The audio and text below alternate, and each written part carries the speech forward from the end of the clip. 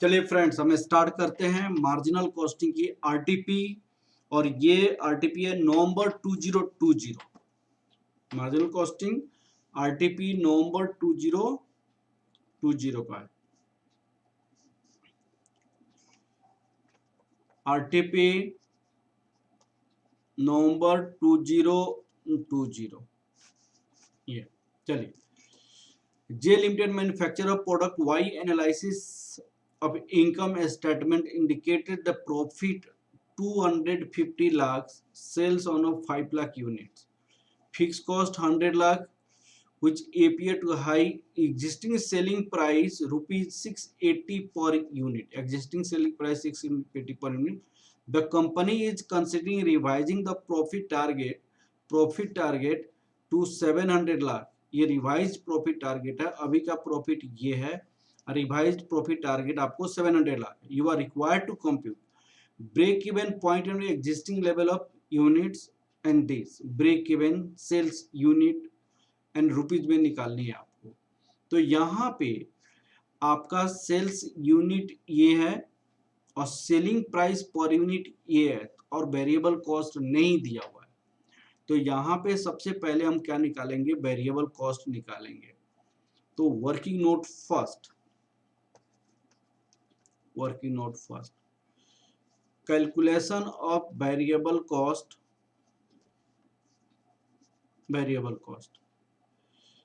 Cost sales minus variable cost minus fix cost equal to क्या होता है, profit होता है। तो सेल्स आपका कितनी है, 5 लाख से 5 लाख से आज किसके रेट से सेल किया जा रहा है, 680 के रेट से सेल किया जा रहा है। माइनस वेरिएबल कॉस्ट को ये करनी है, यहाँ पे 100 लाख है और ये जो है आपका कितना है, प्रॉफिट आपका 250 लाख है, 250 लाख दिया हुआ है। और x इक्वल टू क्या हो जाएगा, 5 इंटू 680, 34 दिस माइनस 1000 माइनस 250, तो माइनस 1250 माइनस करेंगे तो 2150 आपका क्या हो जाएगा, वेरिएबल कॉस्ट हो जाएगा। वेरिएबल कॉस्ट पर यूनिट कितना होगा, variable cost per unit 2150 lakh आपका सेल हुआ है, ये 5 लाख यूनिट्स आपने सेल कर रहे हैं। तो डिवाइड अगर 5 से कर देंगे तो 100 रुपीज 430 पर यूनिट हो जाएगा वेरिएबल कॉस्ट 430 पर यूनिट हो जाएगा। अब हम वर्किंग नोट निकालते हैं। Working note second, calculation of contribution per unit, calculation of contribution per unit. यहाँ पे selling price per unit minus variable cost per unit. Selling price per unit हमारे पास है, सेलिंग प्राइस पर यूनिट है कितनी, 680 और variable cost हमारे पास है 430। तो 680 माइनस 430 ये हो जाएगा 250। Working note 3, calculation of PV ratio equal to contribution per unit divided by selling price per unit into 100। तो 250 माइनस 680 इंटू 100 डिवाइड 680 इंटू 100, तो ये आपका हो जाएगा variable cost PV ratio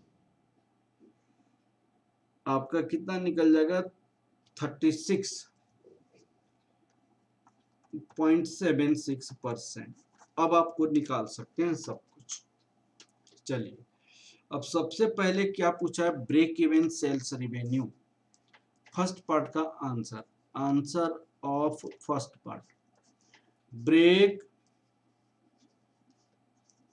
even sales revenue. Break even sales revenue हमें निकालनी है। Break even sales revenue that equal to fix cost divided by PV ratio.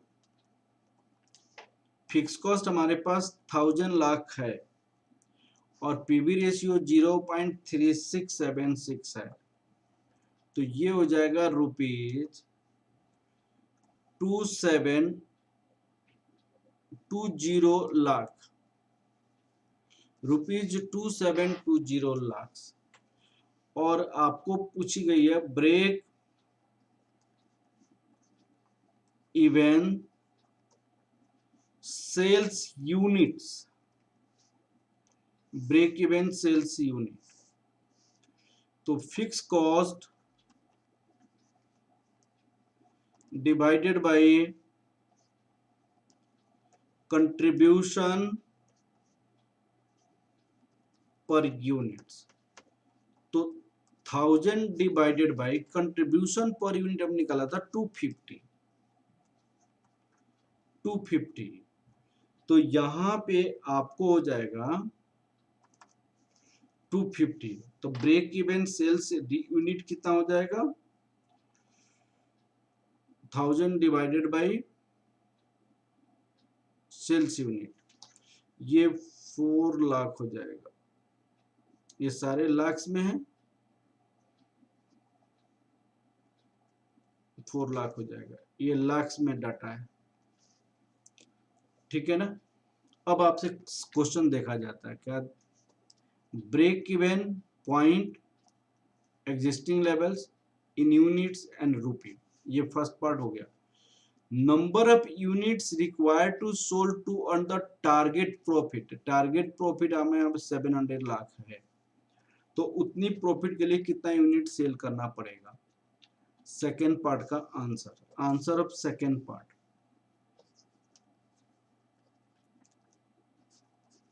Sales unit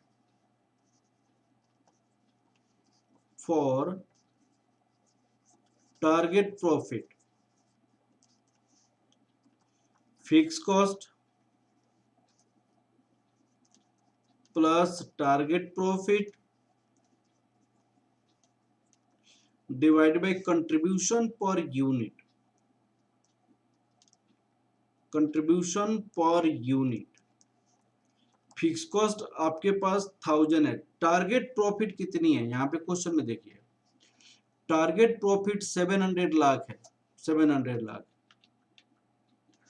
तो यहाँ पे ये 700 लाख, ये दोनों डाटा किस में है, लाख्स में है, और आपका कंट्रीब्यूशन पर यूनिट ये है, तो कितना हो जाएगा 1700 डिवाइडेड बाई 250 लाख को हम यहाँ मल्टीप्लाई कर देते हैं, कितना हो जाएगा, दिस इज 680 लाख यूनिट हो जाएगा, 680 यूनिट हो जाएगा, 6,80,000 यूनिट्स हो जाएगा।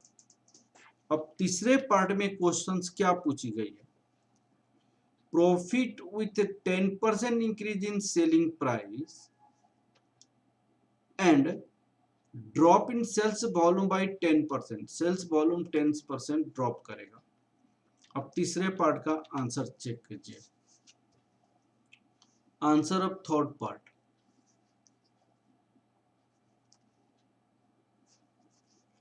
Selling price per unit, selling price per unit ₹680 था, इसका 10% हम इंक्रीज कर देंगे, तो ये हो जाएगा ₹750।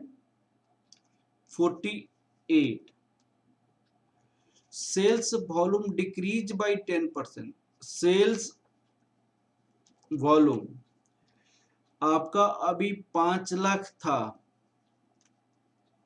ये 10% से डिक्रीज कर जाएगा तो 4,50,000 हो जाएगा, है ना। तो 4.5 लाख हो जाएगा सेल्स। अब आपको इसमें प्रॉफिट निकालनी है, तो profit equal to sales minus variable cost minus fix cost. तो आपकी सेल्स आपका हो गया 748 के रेट से, और वेरिएबल कॉस्ट इतनी है, तो यहाँ पे आपको सेल ड्रॉप हो गया 4.5 माइनस 1000, तो आपकी प्रॉफिट कितना हो जाएगा 1431 minus 1000, that equal to 431 lakh profit हो जाएगा। तीसरे पार्ट का आंसर। अब फोर्थ पार्ट में देखिए आप, फोर्थ पार्ट में volume to be achieved to earn the target profit at the revised selling price as calculated in thought above, if the reduction in 10% in variable cost and 170 lakh in fixed cost। अब उसी selling price पे अब देखिए answer of fourth part, देखिए answer of fourth part, answer of fourth part देखिए, revised selling price कितनी है, revised selling price rupees 748, variable cost